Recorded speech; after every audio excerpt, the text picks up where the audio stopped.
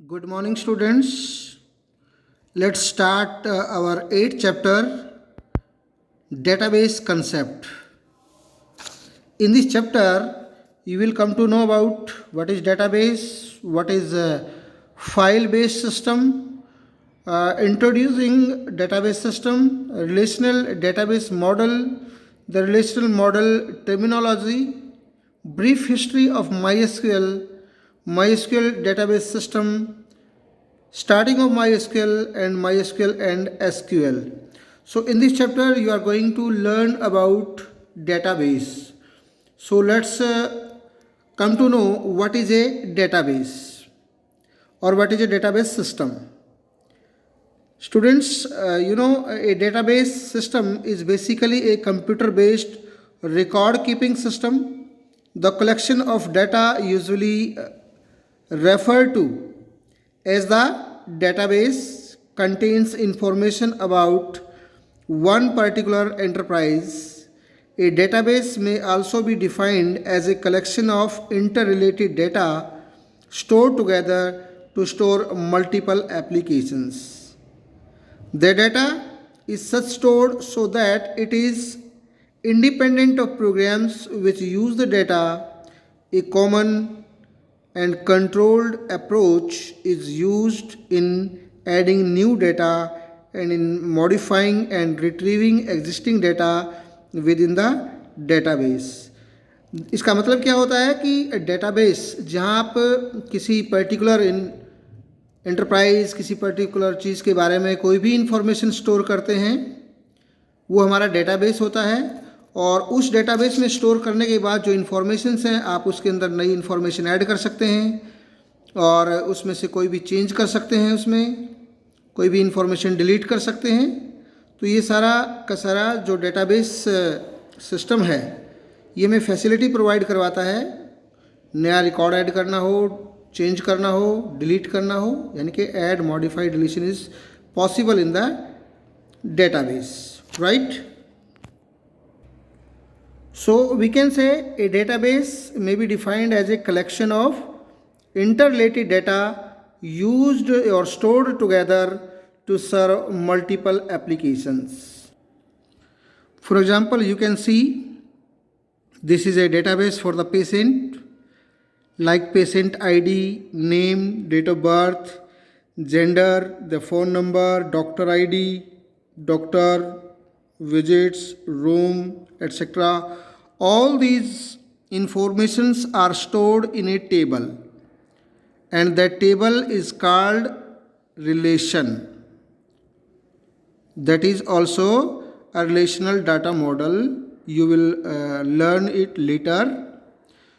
सो database के अंदर क्या होता है कि सारी की सारी इन्फॉर्मेशन हम एक टेबल के अंदर स्टोर करते हैं, राइट?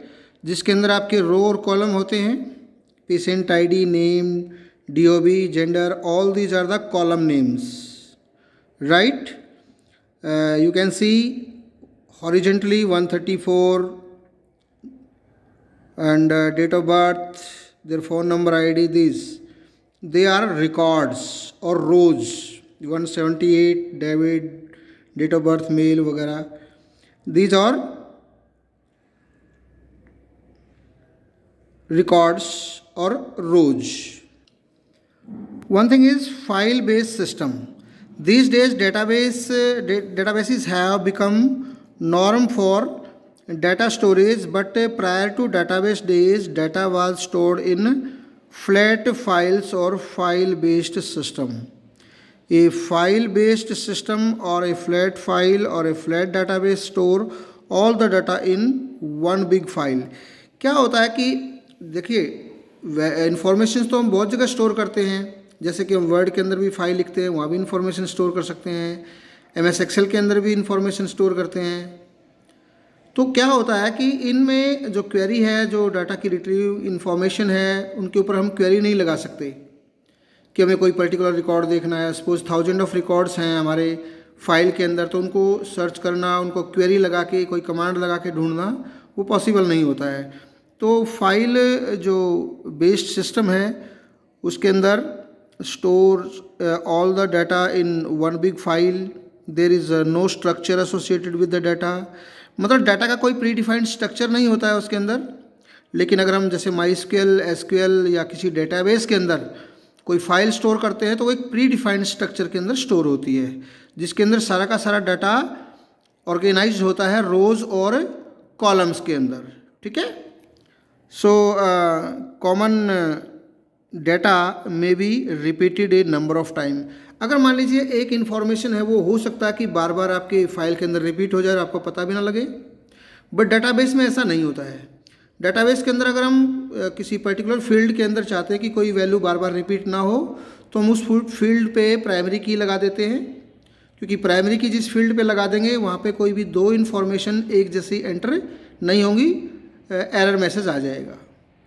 बट अगर फ्लैट फाइल सिस्टम है, लॉन्ग फाइल्स के अंदर डाटा स्टोर है या डेटाबेस नहीं है वो फाइल, तो आपको प्रॉब्लम आ सकती हैं। So if there are multiple departments within one organization, then the data may be stored in a multiple file for the different applications.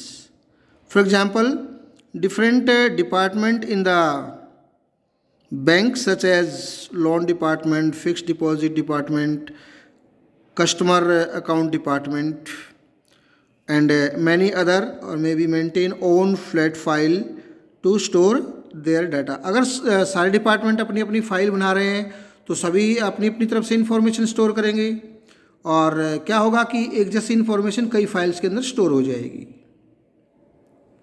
Right. So even if some data is common across some department, it will be repeated and stored in separate files of departments. So a number of different applications program are written to extract records from and add records to the appropriate files, but this scheme has a number of major limitations and disadvantages. So as I told you, limitations of file based approach, difficulty in access, data redundancy। Difficulty in excess का मतलब क्या होगा कि आपकी file बहुत लंबी है, उसमें से आपको कोई पर्टिकुलर रिकॉर्ड्स, मान लीजिए आपकी स्टूडेंट की फ़ाइल है, रिकॉर्ड की फ़ाइल है, और उसमें से आप वो स्टूडेंट ढूंढना चाहते हैं कि जिनके मार्क्स 50 से कम या ज़्यादा हैं, तो उसके ऊपर वो कमांड लगाना पॉसिबल नहीं होता है, डिफ़िकल्ट होता है, तो difficult to access. Data redundancy का मतलब होता है कि रिपीटिशन ऑफ डाटा, कोई भी इंफॉर्मेशन बार बार रिपीट हो सकती है ऐसी फाइल बेस्ड सिस्टम के अंदर। कहने का मतलब है फाइल बेस्ड सिस्टम के अंदर बार बार इंफॉर्मेशन रिपीट हो सकती है, डुप्लीकेट डेटा बार बार स्टोर किया जा सकता है, जो कि सही नहीं होता है। यू कैन सी ये डुप्लीकेट रिकॉर्ड इसके अंदर एंटर हो गया है, तो डेटाबेस में ऐसा नहीं होना चाहिए। सो data redundancy, as I told you, refers to the storage of the same data multiple time, यानी कि duplication of data। File based system की एक और प्रॉब्लम होती है डाटा इनकन्सिस्टेंसी। अब इनकन्सिस्टेंसी का मतलब क्या होता है कि सपोज एक इन्फॉर्मेशन आपकी कई जगह पे स्टोर है और उसमें कोई चेंज हो गया। सपोज आपने एक फ़ाइल में तो चेंज कर दिया, बट आपने दूसरी फाइल में चेंज नहीं किया, या दूसरी फाइल में किसी तरह से चेंज नहीं हो पाया, तो जब वो डाटा आपस में मैच होगा तो इनकन्सिस्टेंट नहीं होगा। तो ऐसी प्रॉब्लम फाइल बेस्ड सिस्टम के अंदर आती है, data inconsistency. Multiple copies of same data caused by data redundancy when do not match in terms of data or format, it is called data inconsistency। तो as I told you कि कई जगह same information store है, एक जगह change हो गया बाकी जगह चेंज नहीं होगा, तो फिर आपको मैच नहीं कर पाएंगे उसको, ठीक है। Data isolation. Data isolation refers to a situation where data of one file can not be map to other related file in the absence of link और मैपिंग्स। अब फाइल बेस्ड सिस्टम के अंदर क्या होता है कि आप मैपिंग करते हैं। मैपिंग का मतलब अभी ज़्यादा नहीं समझ पाएंगे आप, बट मैपिंग का मतलब होता है किसी एक पर्टिकुलर फाइल का या टेबल का एक पर्टिकुलर फील्ड दूसरी टेबल में ऐड कर दिया जाता है, वो मैपिंग होती है। वो यहाँ पे फ्लैट फाइल सिस्टम के अंदर डिफ़िकल्ट होता है करना। एक होता है data dependence. Since the data stored in the file based system have no specific and standard structure, क्योंकि देखिए जो डाटा हम लॉन्ग फाइल्स के अंदर स्टोर करते हैं उसका कोई स्पेसिफिक फॉर्मेट नहीं होता है, ठीक है। तो special applications programs are written to access the data. अब ऐसी फाइल्स को डाटा को एक्सेस करने के लिए स्पेशल प्रोग्राम्स की हमें ज़रूरत पड़ती है। तो ये एक प्रॉब्लम होगी उसके लिए। डाटा शेयरिंग, सिक्योरिटी और कंट्रोल इश्यूज़। अब बहुत सारे सॉफ्टवेयर ऐसे हैं जहाँ पे हमारी डाटा सिक्योरिटी नहीं होती है, तो ये भी एक फाइल बेस्ड सिस्टम के अंदर प्रॉब्लम होती है कि आप सिक्योरिटी या एक्सेस या कंट्रोल इश्यूज़ के अंदर रहता है। With a file-based system, there is no provision to have control over data access. All the data is available to all types of users. अगर वो डाटा सभी यूजर्स के लिए अवेलेबल होगा तो उसमें सिक्योरिटी कैसे आ पाएगी? So these are some problems with a file-based system. So now let's introduce with a database system. The limitations of file-based system prompt the development of a new approach called the database approach.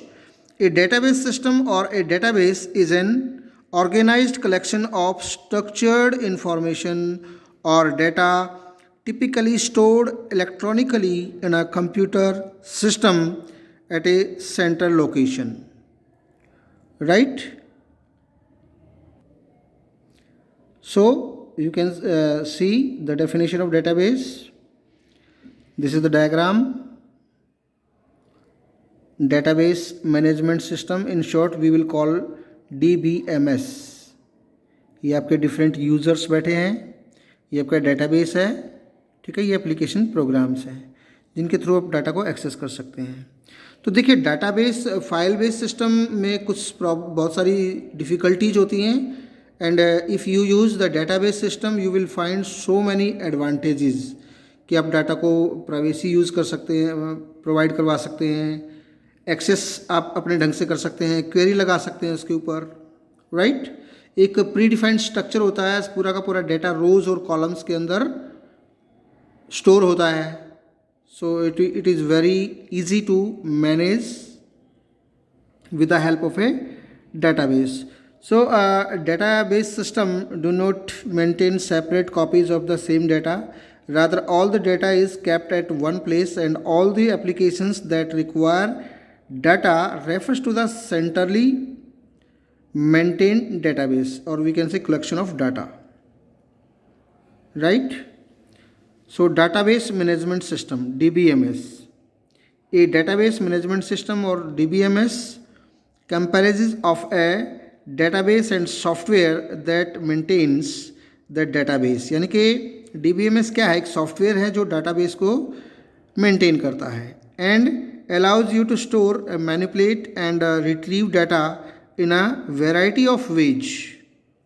Manages the database, यानी कि हम उसमें different type से data को manipulate कर सकते हैं, data को एक्सेस कर सकते हैं, डाटा को मेंटेन कर सकते हैं। Examples of popular DBMSs are Oracle, DB2, SQL server, ये माइक्रोसॉफ्ट कंपनी का है, PostgreSQL, MySQL and many others. So these are the some examples of DBMS. आपके सिलेबस के अंदर MySQL आप रीड करेंगे. There are some advantage of database. First advantage is databases reduce the data redundancy to a large extent. As I told you कि database के अंदर बहुत कम possibility होती है कि कोई भी redundant data, duplicate data enter हो जाए. जैसा कि मैंने आपको बताया था कि डेटाबेस के अंदर हम क्या करते हैं, किसी भी पर्टिकुलर कॉलम के अंदर हम प्राइमरी की लगा देते हैं, तो वहाँ पे कोई भी दो वैल्यू आपकी एक जैसी एंटर नहीं हो सकती हैं. सो redundancy, DBMS stores all data at one place and all the applications program that requires this data can refer to the same central place. This centralization makes sure that the data redundancy is reduced, यानी कि data remains consistent and secure. Second thing, database can control data inconsistency. अब जो कि सारा data एक जगह पे store होता है तो डाटा में कोई भी चेंज होगा वहीं पे होगा, या कोई दूसरी जगह भी डाटा होगा तो वो उससे रिलेटेड डाटा होगा. अगर आप एक जगह चेंज करेंगे तो दूसरी जगह अपने आप चेंज हो जाता है. ठीक है, इसको बोलते हैं डाटा इनकन्सिस्टेंसी. तो by controlling redundancy, the inconsistency is also controlled even if there is some redundancy retained in the database due to some technical reasons. The database management system ensure that any changes made to either of the two entries is automatically made to the others. अभी मैंने जैसे आपको बताया कि अगर हम कोई एक जगह चेंज करते हैं तो दूसरी फाइल में वो ऑटोमेटिकली डाटा चेंज हो जाएगा. That is inconsistency, or that is possible with the help of database. Third, database facilitate sharing of data. Database की हेल्प से आप डाटा को शेयर कर सकते हैं, किसी दूसरे का डाटा यूज कर सकते हैं, शेयर कर सकते हैं. So sharing of data means that individual pieces of data in the database may be shared among several different users. Also, databases can control with user can view what data is. Database enforce standards. ऐसा नहीं कि कोई भी data किसी भी format के अंदर save कर दिया गया हो. डेटाबेस के अंदर यानी कि MySQL सब के अंदर डाटा जो है वो रोज और कॉलम्स के अंदर होता है, स्टोर होता है, एक प्री डिफाइंड स्ट्रक्चर होता है उसका. तो it enforce standards. The database management system can ensure that all the data that is stored follows the standardized structure and format. सारा का सारा डाटा रोज और कॉलम के अंदर होगा सभी डेटाबेस के अंदर. तो एक प्री डिफाइंड स्ट्रक्चर होता है, एक प्री डिफाइंड स्टैंडर्ड और स्ट्रक्चर फॉलो करता है. Right. Next is databases can ensure data security. A database management system ensures data security and privacy by ensuring access to the database is through the proper channel, and also by carrying out authorization checks whenever access to sensitive data is attempted. मतलब क्या होता है कि database के अंदर हम अपनी security लगा सकते हैं, पासवर्ड प्रोवाइड करते हैं कि कोई भी इनसिक्योर पर्सन्स जो है वो अपनी सेंसिटिव इन्फॉर्मेशन को ना ले पाए बिना परमिशन के. तो ये सब कुछ पॉसिबल होता है डाटाबेस के अंदर. Database ensures data independence. With DBMS the system data descriptions and meta data are separated from the application program, so any changes to the data structure are handled by the DBMS and application programs are unaffected from it.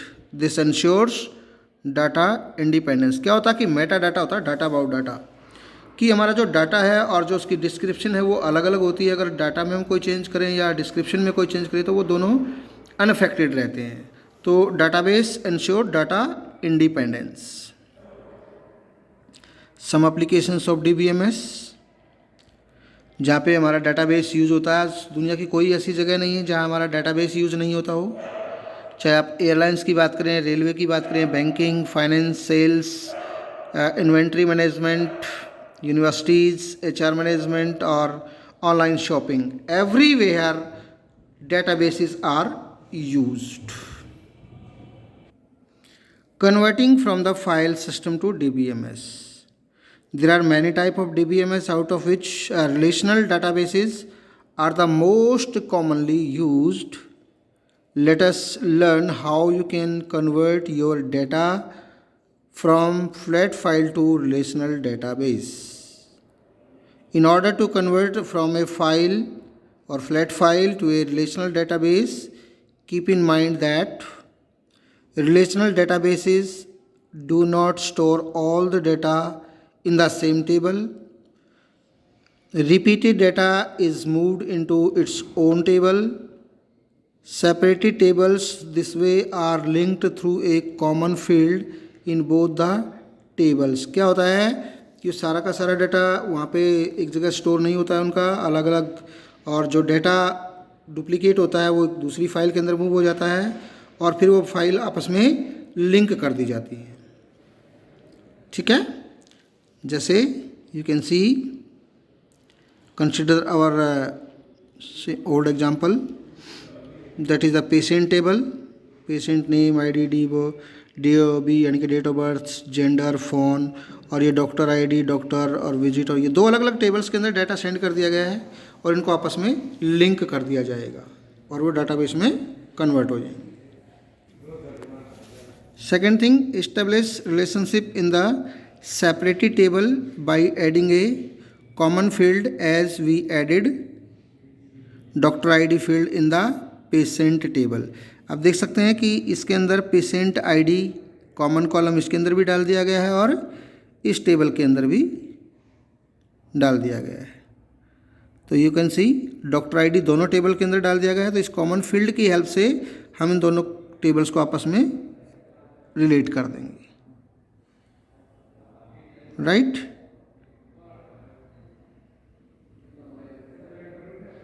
You can see, using the common field, one can read data from the other table. Okay?